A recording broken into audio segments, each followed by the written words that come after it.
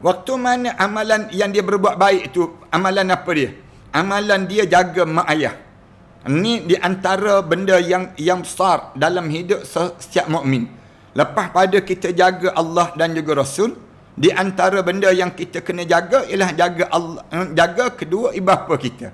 Ini yang diajar dalam Islam. Islam diajar demikian. Bila kita lepas pada kita jaga yang namakan dengan Allah dan juga Rasul, kemudian Allah, yang kita kena jaga lagi kedua ibu bapa kita. Sanakhudu ma'arikana ma'hum wa sanamdi jumu'an narduhum wa nu'idu al-haqqa al-mughtasaba wa bikulli al-quwwati nadfa'uhum wa bikulli al-quwwati nadfa'uhum bisilahi al-haqqi al-battari sanuharriru arda al-أحرار ونعيد الطهر إلى القدس من بعد الذل وذا العار من بعد الذل وذا العار سنخوض معاركنا معهم وسنمضي جموعا. Alhamdulillahi Rabbil Alamin. Wassalatu wassalamu ala ashrafil anbiya'i wal mursalin wa ala alihi wa sahbihi ajma'in. Subhanaka la ilma lana illa ma 'allamtana innaka antal alimul hakim. Rabbi shrah li sadri wa yassir li amri wahlul 'uqdatam min lisani yafqahu qawli. Rabbi yassir wa la tu'assir wa tammim bil khair, amma ba'd. Para penonton dan sahabat-sahabat yang dirahmati sekalian, alhamdulillah kita syukur pada Allah kerana kita diberi lagi peluang oleh Allah untuk kita berbicara tentang mengenai satu persoalan yang akan kita lalui dalam kehidupan kita yang disebut dengan alam barzah.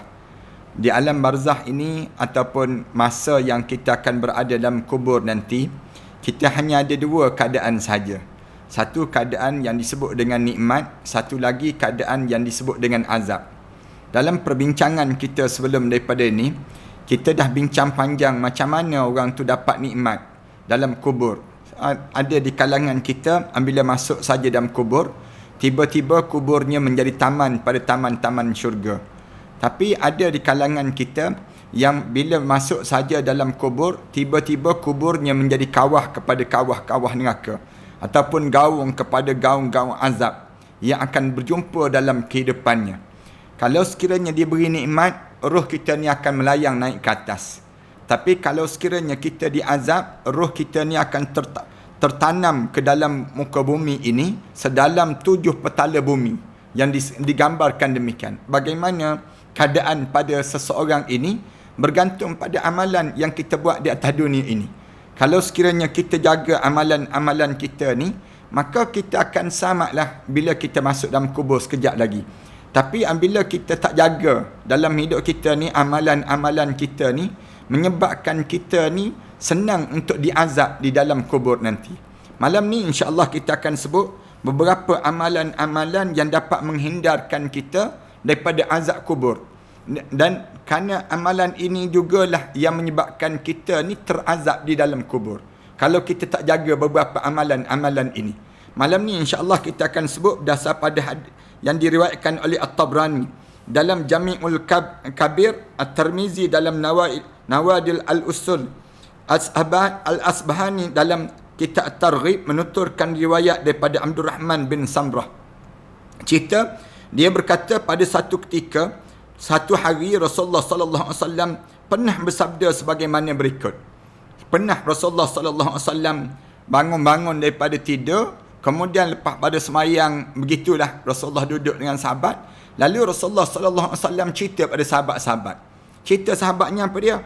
Rasulullah sebut, semalam aku bermimpi melihat seorang daripada kalangan umat aku didatangi malaikat maut. Para hadirin sekalian kena faham ya, mimpi Nabi-Nabi ni merupakan wahyu. Di antara wahyu yang Allah jadikan kepada seorang Nabi. Dan mimpi Nabi ni bukan mimpi macam kita mimpi, tidak. Nabi ni kalau dia mimpi, itu satu pengajaran ataupun pelajaran yang perlu diambil di kalangan umat Nabi Muhammad sallallahu alaihi wasallam. Ini kelebihan pada mimpi Nabi lah.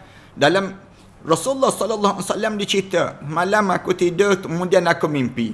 Mimpi akunya cerita tentang mengenai bagaimana malaikat maut yang nak mencabut nyawanya. Ada seorang umat aku yang didatangi, seorang di kalangan umat aku didatangi oleh malaikat maut untuk nak cabut nyawa dia. Rasulullah ditunjukkan demikian. Lalu tiba-tiba Rasulullah sallallahu alaihi wasallam sebut, datang amalan kebaikan yang dilakukan kepadanya untuk menyelamatkan dia di azab di dalam kubur. Datang amalan kebaikan pada diri dia. Amalan apa yang menyelamatkan dia ni daripada kena azab dalam kubur? Amalan yang dilakukan kepada orang tua dia yang menghalang malaikat maut tadi. Yang menghalang, yang disebut dengan azab kubur dan juga kematian dalam keadaan su'ul khatimah. Na'udzubillah min dzalik. Waktu mana amalan yang dia berbuat baik itu, amalan apa dia? Amalan dia jaga mak ayah. Ini di antara benda yang besar dalam hidup setiap mukmin. Lepas pada kita jaga Allah dan juga Rasul, di antara benda yang kita kena jaga ialah jaga Allah, jaga kedua ibu bapa kita. Ini yang diajar dalam Islam. Islam diajar demikian. Bila kita lepas pada kita jaga yang namakan dengan Allah dan juga Rasul, kemudian Allah yang kita kena jaga lagi kedua ibu bapa kita. Kedua ibu bapa kita ni di antara perkara yang perlu kita jaga dalam hidup kita. Sebab tu Allah Subhanahu Wa Taala sebut, wa qada rabbuka alla ta'budu illa iyyah wa bil walidaini ihsana. Allah Subhanahu Wa Taala sebut demikian. Allah sebut, aku nak tentukan pada kamu, wa qada rabbuka alla ta'budu illa iyyah. Di antara benda yang kamu kena jaga sangat Allah dalam hidup kamu. Aku tentukan pada kamu dalam hidup kamu Allah jadi keutamaan. Kamu kena jadi wa qada rabbuka alla ta'budu. Jangan sekali-kali kamu sembah illa iyyah, kecuali kepada dia, yakni Allah. Yang kedua, wa bil walidaini ihsana. Yang kedua, mak ayah kamu kena buat ihsan. Para penonton dan sahabat-sahabat sekalian, saya nak sebut ramai di kalangan kita ni lagi tua mak ayah lagi tak boleh nak jaga. Ini di antara satu kecelakaan besar di kalangan orang kita. Orang kita ni bila semakin tua mak ayah, dia semakin sibuk nak jaga adik-beradik dia. Dia sibuk nak jaga pasangan hidup dia, sehingga dia tertinggal mak ayah. Jangan demikian para hadirin. Saya sebut banyak kali dah, orang lelaki ni di antara benda yang dia kena jaga sungguh dalam hidup dia yang disebut dengan mak dan ayah dia. Dan juga jangan sekali-kali orang lelaki ni dia sibuk jaga yang disebut dengan pasangan hidup dia sehingga tertinggal mak ayah dia. Ini di antara dosa yang sering kali dilakukan oleh kebanyakan orang-orang lelaki di zaman kita ni. Orang lelaki zaman kita ni, bila dia semakin berusia dalam hidup dia, dia sibuk nak jaga pasangan hidup dia. Mak dan ayah dia ditinggal begitu saja. Mak dan ayah dia tinggal duduk seorang-seorang dekat kampung halaman. Ataupun yang menyebabkan masing-masing saling tolak menolak, tak nak jaga mak ayah. Jangan demikian. Tak ada nilai langsung. Harta benda banyak macam mana pun, pangkat sebesar mana pun, kedudukan kita hebat macam mana pun, bila kita ni tak jaga mak ayah ni menjadi satu keutamaan pada diri kita. Lagi kita berumah tangga, lagi kita ada anak-anak, lagi kita ada jiran tetangga, lagi besar kedudukan kita, lagi hebat kita, semuanya semakin banyak tanggungan kita, semakin kita kena rapat dengan mak dan ayah kita. Kena jaga mak ayah kita. Sama ada mak ayah tu hidup ataupun mak ayah tu dah meninggal dunia. Yang ni kita jaga dua-dua dalam kehidupan kita. Waktu mana dia hidup pun kita jaga. Waktu mana dia meninggal dunia pun kita jaga. Islam diajar demikian. Jaga mak ayah ni jangan kita jaga waktu mana hidup je. Tapi tiba-tiba waktu mana dia dah meninggal dunia kita tak jaga. Islam dia nak suruh kita jaga dua-dua. Waktu mana dia hidup jaga, waktu mana meninggal dunia pun jaga. Macam mana cara nak jaga ni? Cara nak jaga ni, ni kena buka kitab balik. Kemudian kena belajar balik. Jangan sampai peringkat di mana bila kita sibuk dalam hidup kita dengan tugasan harian kita ni, sehingga kan kita ni tertinggal ibu dan ayah kita. Berhati-hati anak lelaki. Kalau kalian nak suruh kalian selamat, waktu mana kalian dekat nak meninggal dunia. Sakarat kalian. Kalau kalian nak suruh selamat, waktu mana kalian berada dalam kubur. Sakarat dan berada dalam kubur ni satu saat yang getir dalam hidup. Tak adalah masa yang paling sengsara dalam hidup kita, paling sukar untuk kita nak lalui dalam diri kita, masa sakarat dan masa yang kita berada dalam kubur nanti. Kalau kita boleh selamat waktu mana sakarat, waktu mana roh kita sedang ditarik ni, kemudian sampai dalam kubur, kita insya-Allah kita akan selamat. Dengan syarat kita ni jaga dalam kehidupan kita, jaga kedua ibu bapa. Rasulullah cerita demikian. Bila dia nak tarik nyawa tu, kerana kebaikan dia kepada mak ayah lah yang menyebabkan dia ni Allah jadikan ringan pada diri dia saat mana dia menghadap di hadapan Allah. Kemudian Rasulullah sallallahu alaihi wasallam cerita lagi. Kemudian aku juga melihat salah seorang daripada umat aku yang telah dibentangkan baginya azab kubur. Ini Rasulullah sebut demikian. Ada di kalangan umat aku yang dia telah dibentang dah azab kubur untuk diri dia. Maknanya dia kena dah azab kubur. Lalu datang wuduknya untuk menyelamatkannya daripada azab tersebut. Yang kedua, Rasulullah cerita, ada dah umat aku tu yang aku tengok dalam mimpi aku tu, dia nak kena dah azab. Nak kena dah azab. Tiba-tiba wuduk dia ni datang. Wuduk dia ni menyelamatkan dalam hidup dia daripada apa dia? Azab kubur itu berlaku. Allahu Akbar. Yang ni yang kita kena faham juga pada diri kita.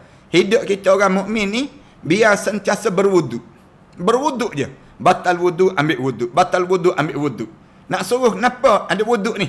Bila seorang tu ada wuduk, dia dalam penjagaan. Tu dia panggil demikian.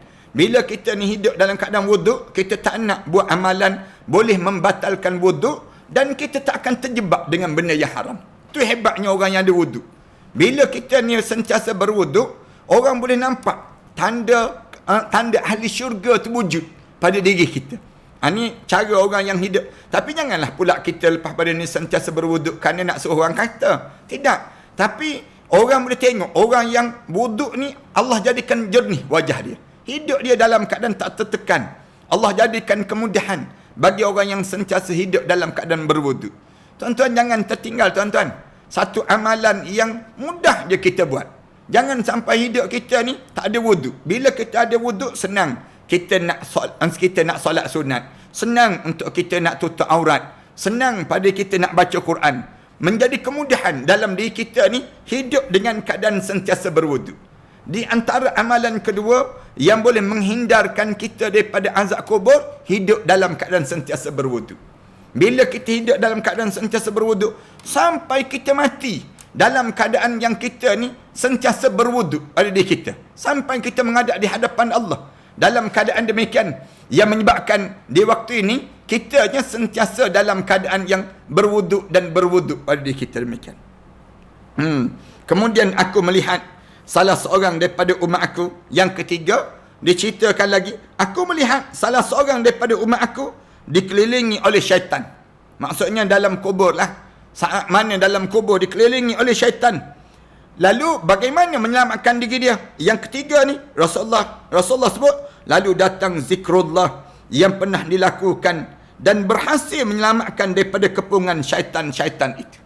Rasulullah sallallahu alaihi wasallam sebut, dalam mimpi aku tu aku tengok ada umat aku yang dikepung oleh syaitan. Maksudnya apa dia? Orang ni yang ni kalau diterekam, syaitan terekam dia, dengan dia terazab di dalam kubur. Itu akan terjadi pada diri dia. Lalu Rasulullah kata, yang boleh menyelamatkan dia daripada kepungan syaitan tu, syaitan yang mengepung untuk nak merosakkan diri dia. Apa dia? Zikrullah. Rasulullah sebut yang ketiga, sentiasa hidup ni berzikir pada Allah. Mulut kita ni, daripada kita bercakap hal orang, lebih baiklah kita bercakap tentang kita dengan Allah. Tentang kita dengan Allah ni dipanggil zikrullah. Daripada kita bercakap benda-benda yang tak ada manfaat, bercakap, jaga mulut kita ni. Daripada kita sebut benda perkataan yang keluar daripada mulut entah apa-apa, lebih baiklah biar mulut kita ni, bila kita sebut saja ayat-ayat Allah Subhanahu Wa Taala, bila kita bercakap, sentiasa ingat zikrullah, zikir kepada Allah Subhanahu Wa Taala yang menjadi amalan pada diri kita. Saya sebut banyak kali lah pada kita semua kan. Saya sebut biar mulut kita ni kan, bila kita diam kita diam zikir. Bila kita diam fikir. Bila kita bercakap, cakap kita ni zikir. Itu sifat orang mukmin. Jangan suka bercakap benda yang entah apa-apa. Saya tengok ada budaya di kalangan kita ni, yang terakhir ni main game. Main game tu tak apa, tapi mulut dia tu. Mulut sambil main game tersebut, cakap benda-benda yang tak ada manfaat. Cakap nak suruh orang kita ni buat itu, buat ini dan sebagainya. Semua benda tersebut kena jaga-jaga pada diri kita. Jangan bazirkan suara kita ni dengan kalimah-kalimah yang sia-sia. Tetapi mulut kita ni biar kita sentiasa zikrullah. Zikir pada Allah.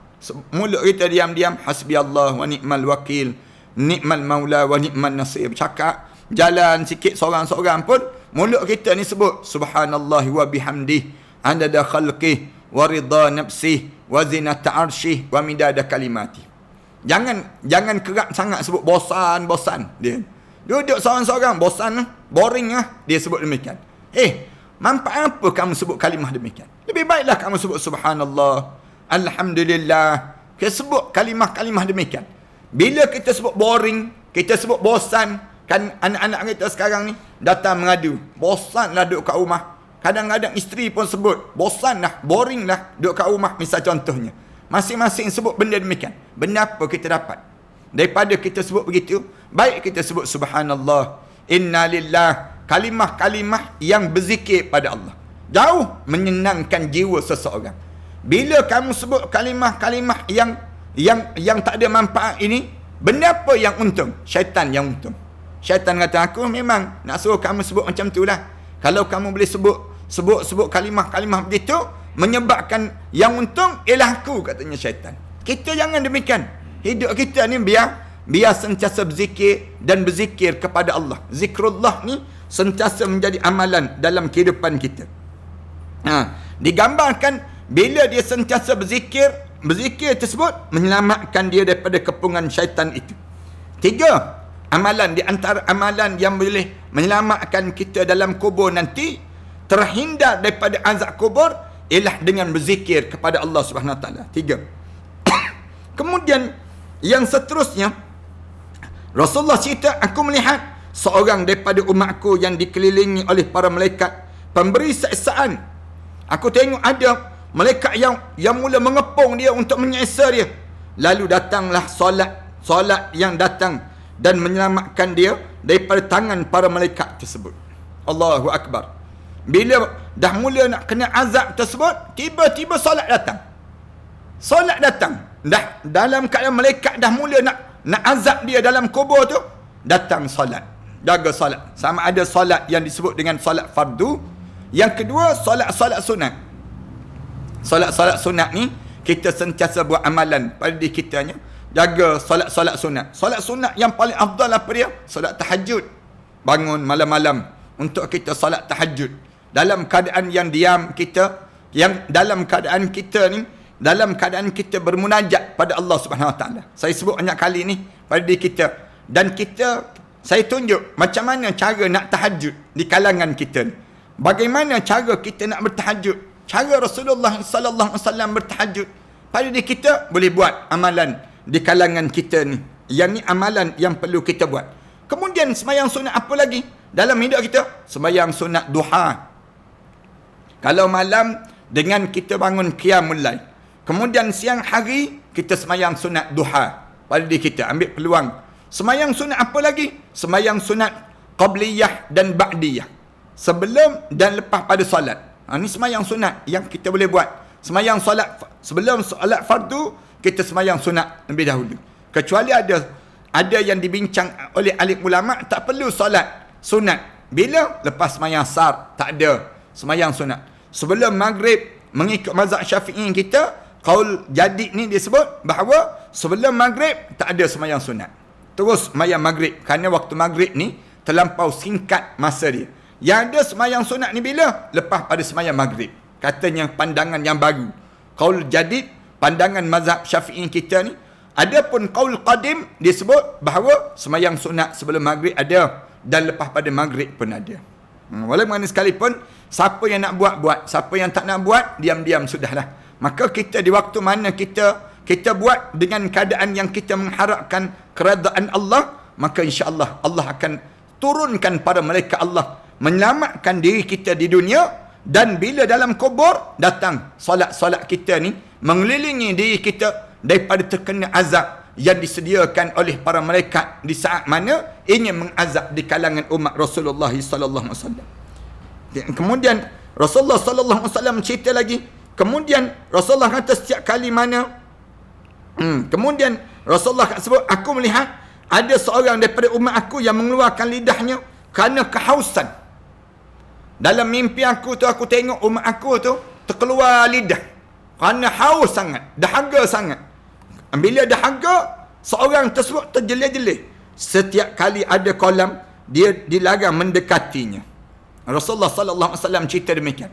Setiap kali mana ada kolam, dia dilarang daripada mendekatinya. Lalu puasa yang pernah dikerjakan mendatanginya dan memberi minum kepadanya tersebut. Allahu Akbar. Tiba-tiba puasa datang. Bila puasa datang, yang menyelamatkan diri dia dalam mimpi Rasulullah sallallahu alaihi wasallam tadi, amalan pada diri dia saat mana dia dalam keadaan dahaga yang amat sangat. Para penonton dan sahabat-sahabat, orang dekat nak meninggal dunia ni, di antara perkara yang terjadi pada diri dia, dia akan rasa haus yang amat sangat. Dahaga pada diri dia. Ni kebanyakan orang yang dekat nak meninggal dunia, kalau kita tanya, apa tanda-tanda dekat nak meninggal dunia? Dia jadi dahaga. Kalau dia beri 7 lautan sekalipun untuk dia beri minum pada dia, tak akan habis perasaan yang disebut dengan haus ataupun dahaga yang amat sangat pada seorang. Dahaga ni sampai bila? Dahaga ni bagi orang yang tidak mukmin, dahaga dia start daripada kena tarik roh dia, kemudian sampai peringkat roh dia keluar, dahaga yang amat sangat, kemudian sampai turun ke dalam lubang kubur. Bila turun dalam lubang kubur, dahaga yang amat sangat pada diri dia seorang. Dan amalan apa yang boleh tolong pada diri dia untuk menjadikan keringanan pada diri dia? Amalan puasa yang dilakukan, puasa wajib dan puasa sunat. 2 amalan ni dikerjakan olehnya di atas dunia. Kita ni dalam musim-musim sebegini, orang lain sibuk dengan makan dan sebagainya, kita sibuk puasa sunat. Habiskan puasa sunat 6. Kemudian dalam masa yang sama, mulai besok kita berada pada dipanggil puasa putih 13, 14 dan 15 Syawal, yang kita berada tiap-tiap bulan puasa sunat pada 3 hari berturut-turut pada diri kitanya, 13, 14 dan 15. Setiap bulan kalender Islam kita puasa sunat. Maka di waktu tersebut pahala Allah jadikan semakin banyak yang Allah sediakan pada dia. Dan bila masuk dalam kubur dia ni, di saat mana dia dahaga yang amat sangat, tiba-tiba datang puasa yang datang membantu dia dan menghindarkan azab kubur yang akan dilalui kalau sekiranya tidak ada amalan-amalan demikian. Puasa sunat ayah-ayah yang usia 60 tahun ke atas, manakala ibu-ibu yang berusia 60 tahun ke atas tersebut, mana-mana orang yang dah berusia 60 tahun ke atas, saya cadangkan kalian dah tak ada kerja lain dah. Lalu apa benda yang kita kena buat? Puasa sunat. Puasa sunat dalam hidup kita. Isnin Khamis. Bulan-bulan dalam kalender Islam ni 13 hari. Setiap bulan tu pada lebih kurang kecuali bulan Ramadan. Kita teruskan sebulan dalam bulan Ramadan. Bulan-bulan lain, bulan 13, 14 dan 15 dipanggil puasa putih. Kita buat amalan puasa demikian. Supaya apa dia? Kalau orang tanya, kenapa puasa demikian? Mudah-mudahan kita akan jadi ringan di saat di dalam kubur nanti. Puasa kita membantu kita waktu mana kitanya berada dalam kubur supaya tak terkena azab kubur yang berlaku setiap di kalangan umat manusia ini sendiri. 5. Kemudian Rasulullah cerita lagi, aku melihat seorang daripada umat aku sedangkan para nabi duduk mengelilinginya. Setiap kali mana dia mendekati garis lingkaran itu, mereka mengusirnya. Lalu mandi janabah yang pernah dilakukannya mendatanginya untuk menyelamatkan dan mendudukkan dia di sampingnya. Allahu Akbar. Ada orang yang Nabi ada, kemudian ada orang yang nak datang, tapi ada benda yang tertolak, tak boleh datang dekat. Bila begitu, kenapa dia? Kerana najis orang ni. Lalu bila dia bila dia sentiasa jaga mandi janabah. Orang mandi janabah ni, mandi maksudnya apa dia? Baru masuk Islam, dia wajib mandi junub, dipanggil demikian. Mandi hadas besar, membuang hadas besar ini.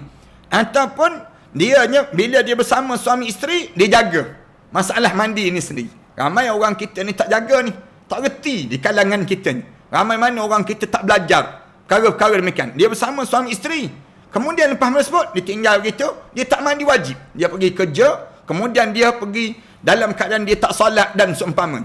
Yang menyebabkan akhirnya kotor, dia dalam keadaan kotor.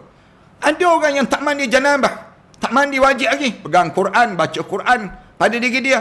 Suasana yang berlaku demikian menyebabkan pada seorang ini, menyebabkan diri dia sendiri menanggung lagi bebanan dosa-dosa yang lain. Mandi janabah ni kena jaga betul-betul. Orang kita ni jangan malas nak jaga mandi janabah.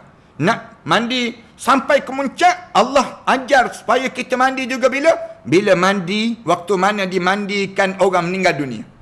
Orang meninggal dunia wajib dimandikan dia. Jenazah ni wajib mandi, dipanggil. Kenapa wajib dimandikan jenazah ni? Kecuali orang mati syahid. Orang mati syahid tak perlu. Kerana apa dia? Nak suruh dia menghadap depan Allah dalam keadaan bersih, yang tidak ada lagi gangguan-gangguan pada jasad dia ni sendiri. Tuan-tuan tengok amal ibadah Islam ni kan, hebat tak hebatnya Islam. Dia jadikan mandi itu dapat pahala. Mandi itu dapat pahala. Beza dengan orang yang bukan Islam. Orang bukan Islam ni, bagi diri mereka, mereka tak peduli mandi bagaimana keadaan, bagaimana orang bukan Islam, pada mereka tak kisah tentang mandi ni sendiri. Tapi Islam dia ambil kira mandi itu, bila kita mandi menandakan kita sedang buat pahala, kita sedang beribadah kepada Allah Subhanahu Wa Taala. Ni tak malas nak mandi pun ada juga yang malas. Tapi alhamdulillah orang Melayu kita ni mandi rajin, dia jaga juga mandinya. Tapi dalam masa yang sama dia tak niat mandi tersebut, mandi sunat ke, mandi wajib kah, ataupun mandi adat dalam hidup. Biar kita ni mandi kita ni dapat pahala. Tuan-tuan kena beza tuan-tuan dalam hidup kita. Macam mana nak suruh mandi dapat pahala? Niat lah dalam hati kita ni. Bila kita mandi itu, kita niat, sengaja aku buang segala hadah-hadah kecil kerana Allah Ta'ala, ataupun sengaja aku buang hadah-hadah besar kerana Allah Ta'ala. Pada diri kita niat, ya Allah tolong bersihkanlah diri aku sebagaimana aku mandi ni bersih daripada kekotoran luar, maka aku harap supaya kamu bersihkan kekotoran dalam. Itu cara dalam hidup kita yang mandi. Dia panggil demikian. Mandi itu dapat pahala dalam hidup kita. Tambah-tambah zaman Covid ni sendiri. Zaman Covid ni, bila kita sentiasa jaga kebersihan, mandi, menyebabkan kita jauh lebih membawa keuntungan dalam kita beribadah kepada Allah Subhanahu Wa Taala. Saya setuju dengan pandangan seorang syekh daripada Al-Azhar. Saya lupa nama dia, Syekh Dr. Abdul Razak tak silapnya. Dia sebut bahawa daripada kamu guna sanitizer tu, dia kata daripada kamu buat demikian, lebih baik kamu berwuduk, dia sebut. Bila kamu ambil sanitizer, kamu basuh tangan kamu, mati dua-dua kuman. Kuman yang baik pun mati, kuman yang buruk pun mati, dia kata. Yang ni dia kata, yang ni tak ada faedah. Orang meniaga memang dia nak macam tu, tapi dia kata cuba kamu ambil pendekatan Islam. Pendekatan Islam apa dia? Basuh je, bersih, ambil wuduk ataupun mandi janabah, menyebabkan di waktu tersebut kamunya sentiasa dalam keadaan yang menghidupkan kuman yang baik, dan kuman yang buruk saja yang keluar daripada jasad tubuh badan kamu tersebut. Betul pandangan yang demikian. Macam tu badan kita ni ada dua-dua Allah jadikan. Darah putih, darah merah. Ada pada diri kita. Ada pada diri kita ni, untuk nak seimbang, Allah jadikan demikian. Ada kuman-kuman yang baik, ada kuman-kuman yang buruk dalam tubuh badan kita. Jaga kita buang kuman yang buruk saja. Manakala kuman yang baik ataupun mikroorganisma yang baik-baik ni biar kekal dalam tubuh badan kita. Itu cara bagaimana orang mukmin dia memahami keadaan pada diri dia. Mandi janabah menjadikan yang elok-elok tu sentiasa kekal dengan tubuh badan kita. Manakala yang jahat, dia terkeluar bila kita mandi janabah. Berlaku pada diri kita demikian. Satu Rasulullah kata, bila aku tengok dia nak cuba dekat dengan para nabi, tak boleh, kerana dalam lingkungan nabi ni kawasan bersih. Lalu mandi janabah dia tu telah menjadikan dia dekat dengan nabi, terbuka pada diri dia, bersih pada tubuh badan dia. Allahu Akbar. Kita jadi orang mukmin ni kena begitulah para hadirin sekalian. Bila kita hidup di atas dunia ni, kena kita berebut di kalangan kita untuk dapatkan semakin baik kita dengan Allah, dekat dengan Allah Subhanahu Wa Taala. Kemudian aku melihat seorang, Rasulullah cerita lagi, kemudian aku tengok lagi daripada umat aku yang di hadapan dan juga Di belakang terdapat kegelapan, sedangkan dia sedang bingung, tidak tahu hendak berbuat apa. Lalu haji dan umrah dia mendatanginya untuk menyelamatkannya. Rasulullah sallallahu alaihi wasallam cerita, bila aku tengok dalam mimpi aku tu, aku tengok ada umat aku ni dalam keadaan dia depan dia gelap, belakang dia gelap, sedangkan dia pula dalam keadaan bingung, tak tahu nak buat apa-apa. Bila dalam kubur demikian, yang tiba-tiba yang menghindarkan suasana dia tu dalam keadaan sebegitu, macam mana pada diri dia? Datang ibadat umrah dan haji dia. Ibadat umrah dan haji dia menjadikan sinaran cahaya yang indah pada diri dia daripada kegelapan saat mana dia keseorangan di dalam kubur itu sendiri. Allahu Akbar. Sebab tu kita jangan pedulikan kata-kata orang. Bila kita ada rezeki, Allah bagi. Cuma sekarang ni tak boleh lah. Pada kita ni tempoh PKPB ini, di mana kita tak dibenarkan untuk keluar negara dan sebagainya. Kalau kita ada peluang saja untuk pergi buat umrah, pergi buat umrah. Cukup rezeki kita pergi buat. Dia panggil demikian. Haji demikian juga. Haji dan umrah ni menyelamatkan kita di dalam kubur nanti. Orang kita ada duit, ada rezeki sikit, dia mula nak pergi melancong. Pergi ke Hollywood, nak pergi ke Bollywood, nak pergi macam-macam wood. Akhirnya jadi kayu dia ni. Na'udzubillah min zalik. Dalam hidup kita, sepatutnya bila kita ni Allah jadikan rezeki yang banyak, yang Allah kurniakan pada kita rezeki-rezeki, lalu kita simpan. Untuk apa? Untuk nak pergi ziarah Nabi Muhammad sallallahu alaihi wasallam. Nak buat umrah dalam hidup kita. Orang tanya, kenapa buat umrah? Supaya kubur saya bercahaya dan saya selamat dalam keadaan kegelapan. Saya seorang-seorang dalam kubur nanti. Allahu Akbar. Kubur bercahaya dengan apa dia? Haji dan umrah yang kita buat waktu mana kita hidup di atas dunia ini sendiri. Bila kita pergi buat haji ataupun kita pergi buat umrah, buat sebanyak mungkin umrah. Orang tanya, perlu buat 7 kali ke Ustaz? Tak. Buat lebih pada 7 kali. Sekuat, sebanyak mungkin pada kita. Ada orang jawab, dia kata, tapi Rasulullah sallallahu alaihi wasallam buat sekali je. Disebut demikian. Tak. Rasulullah, dia berada di kawasan tersebut dan kemudahan itu berlaku padanya. Manakala kita berada jauh, nak datang ke Mekah ni tak mudah pada kita. Lalu apa masalahnya kalau kita buat kerap umrah kita ni, habis je kita buat umrah, kemudian malam tu tak ada kerja lain. Nak buat apa lagi? Pergi buat umrah lagi. Pergi ke Tan'im, pergi miqat, kemudian balik semula ke Baitullah Haram, kemudian tawaf sa'i sampai pecah kaki-kaki kita, sampai bengkak kaki-kaki kita dalam melaksanakan ibadat umrah. Nanti bila kita dalam kubur nanti, kita akan rasa bercahaya. Rasulullah SAW, alhamdulillah, Allah kurniakan nikmat sebegini dalam hidup aku dan peluang yang aku ada, lalu aku laksanakan perintah Allah Subhanahu wa taala. Allahu Akbar. Ni cara kita nak menghindarkan daripada terkena azab kubur. Pada diri kita demikian. Sehingga kan Rasulullah kata, sehingga keduanya mengeluarkan daripada kegelapan itu, haji dan umrah ni jadi bercahaya pada dia dan memasukkan ke dalamnya cahaya. Aku menyaksikan seseorang. Lepas pada itu Rasulullah kata, aku tengok lagi dalam mimpi aku tersebut, seorang daripada umatku yang mengajak orang mukmin untuk bercakap, tetapi mereka semua sekali tidak mengajaknya bercakap.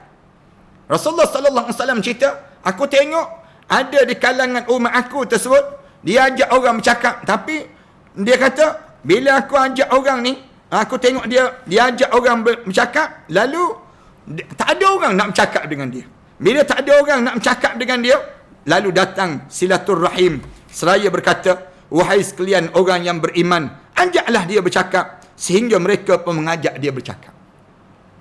Dalam kubur senyap je, tiba-tiba dalam senyap tu kita nak bercakap dengan orang, tapi orang buat tak peduli, buat dek je. Macam mana nak buat di waktu tersebut? Macam mana kita nak suruh kita boleh bercakap juga dengan orang ni, orang mukmin ini? Lalu datang silaturrahim, dia menyambung silaturrahim. Dia ada orang atas dunia ni yang jenis hidup dia dalam keadaan yang dia ni peramah, dia panggil. Orang yang mudah, dia berjumpa dengan orang je, dia mula tegur, datang daripada mana? Assalamualaikum. Orang Islam ke? Dia ditanya soalan demikian, dia pun jawab, ya, waalaikumsalam, saya orang Islam, asyhadu an la ilaha illallah wa asyhadu anna Muhammad Rasulullah. Mula dia rasa macam adik-beradik, peramahnya. Ada orang yang macam tu. Ada orang yang jenis berat mulut, nak bagi salam pada orang pun tak boleh. Jumpa dengan orang pun Tengok je dia. Lama tu, bila kita nak keluar, Ustaz Ahmad Dasuki kan? Dia sebut demikian. Dia sebut, kita jawab, ya. Kita senyum pada dia. Misal contohnya, dia pun kata, Allah Ustaz, minta maaf lah Ustaz. Berat mulut saya, dia sebut demikian. Ada kekeh yang terjadi demikian. Kita masuk, kadang-kadang kita masuk tu, kita bagi salam. Jumpa dengan orang, masuk dalam lift, kita bagi salam. Assalamualaikum. Orang pangkat pandang pada kita. Kita buat terti je. Kenapa dia? Kerana kita menyambung silaturahim. Rasulullah sallallahu alaihi wasallam sebut, ifsus salam ala man ta'arrafta wa man lam ta'arifta. Sebarkan salam pada orang yang kamu kenal dan orang yang kamu tak kenal. Sebut assalamualaikum. Jumpa dengan orang mukmin, tengok tanda dia ada tanda-tanda mukmin, bagi salam. Assalamualaikum. Saya berjumpa kat mana? Dia sebut demikian. Saya rasa muka ni familiar je, dia sebut demikian. Dia sebut demikian. Kita pun jawab, ya. Saya tengok kat mana encik ni, dia sebut demikian. Kita pun jawab, kat mana? Oh, ni Ustaz Ahmad Dasuki ke? Dia tanya. Maknanya orang yang jaga silaturahim. Bagus, orang yang jenis demikian. Kita jawab, ya. Kita sebut demikian. Kadang-kadang kita tanya dahulu, kita bagi salam dahulu. Nak sebutnya berlumba di kalangan kita menyambung silaturahim. Orang Islam ni bukan orang yang hidup melaga-lagakan orang. Bukan hidup yang mengadu domba orang. Orang ni semua kena azab kubur. Hidup kita menyatukan orang mukmin. Hidup kita ni mendamaikan orang mukmin. Saya tengok tuan-tuan, saya tengok dalam kita ni, lepas pada raya ni, orang kita dah sibuk dah. Orang politik, dia sibuk nak memecah belahkan lagi suasana ni. Sibuk di kalangan kita ni, nak putuskan silaturahim di kalangan kita. Dah elok dah terputus rantaian Covid, dia nak putus silaturahim pula. Patutnya, kita cari jalan untuk damai lah di kalangan kita. Inilah peluang untuk kita nak mengukuhkan kembali kekuatan di kalangan orang Islam. Tapi tak, sibuk di kalangan umat, sebahagian di kalangan kita ni, dia sebut kerajaan ni kerajaan tak sah.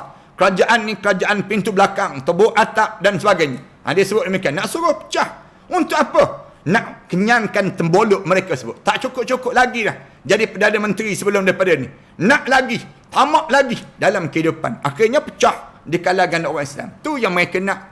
Betul lah yang dititahkan oleh Tuanku Johor, Sultan Johor yang sebut, dia kata nampak payah-payah, kita bubar saja. Dan kita sebut demikian.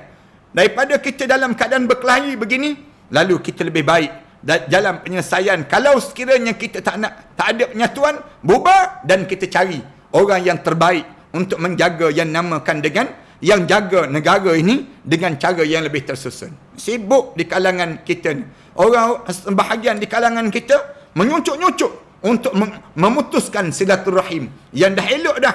Bulan Ramadan, bulan untuk menyatukan umat Islam. Tiba-tiba keluar daripada bulan Ramadan, masuk Syawal je, sibuk dah. Orang tu tak betul, orang ni tak betul. Akhirnya, dia rasa diri dia tu betul sangat.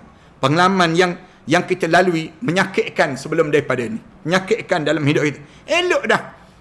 Tan Sri Muhyiddin Yassin menjadi Perdana Menteri ni, kita tengok susunan elok dah pada diri kita. Dan cuma kita nak suruh betul 2-3 perkara saja yang perlu diperbetulkan. Tapi suasana sebegini, masyarakat kita ni ada lagi yang jenis nak ambil kesempatan, yang suka menyucuk-nyucuk dan tak puas-puas nak memegang tampuk kuasa dalam hidup mereka sebut, sehingga kan mereka mengatakan bahawa orang ni tak betul, orang ni tak betul. Dia rasa dia betul sangat dalam keadaan usia yang sedemikian rupa.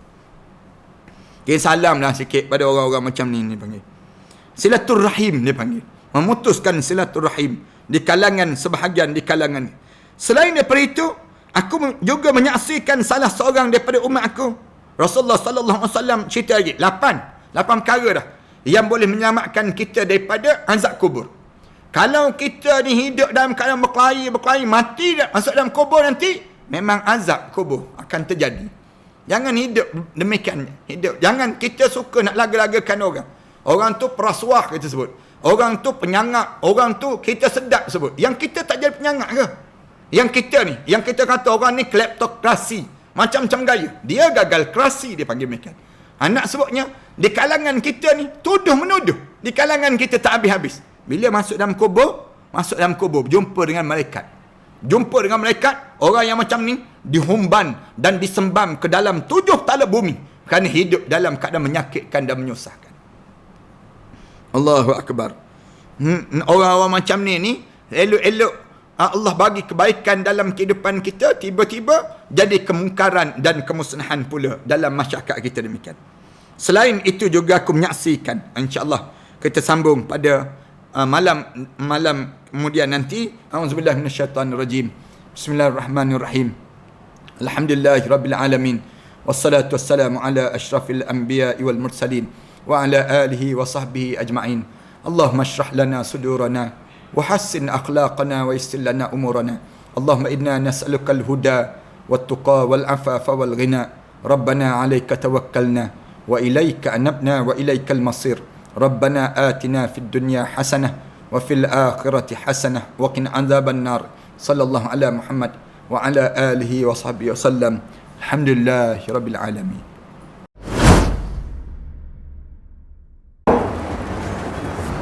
Assalamualaikum warahmatullahi taala wabarakatuh. Alhamdulillah wassalatu wassalamu ala Rasulillah wa ala alihi wa man walah wa ba'd. Sahabat-sahabat sekalian, bangunan yang saya berada ini merupakan bangunan yang kita bercadang untuk mewakafkan, dan kita beli dan kita wakafkan. Sejumlah lebih kurang 5 juta kita perlukan 3 blok terhadap kawasan ini. 3 blok ini kita telah bersedia untuk membayarnya setelah mana 3 bulan yang akan datang nanti. Saya mencari seramai lebih kurang 1,000 orang para pewakaf yang berjumlah sebanyak 5,000 setiap seorang. Hubungi talian ini dan setiap nama itu kita akan letakkan di bawah nama-nama Allah.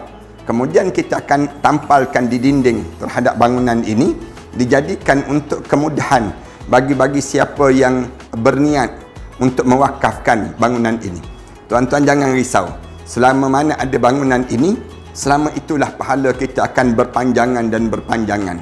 Ambillah kesempatan di saat mana kita mempunyai peluang yang Allah bagi pada diri kita ini untuk sama-sama kita menyuburkan dan mewangikan kubur-kubur arwah-arwah ayah kita, arwah ibu kita, arwah-arwah yang telah meninggal dunia. Dan tak lupa kita pun bakal arwah yang kita akan mewakafkan bangunan ini. Pahala-pahala akan berpanjangan dan berterusan. Setakat ini kami telah bersedia untuk membeli daripada pemilik yang bukan Islam kepada menjadi milik orang Islam pula. Mari bersama dengan kami, mudah-mudahan Allah jadikan kebaikan kepada dalam wakaf-wakaf di kalangan kita, kepada para pewakaf yang telah mewakafkan ini. Wallahu a'lam.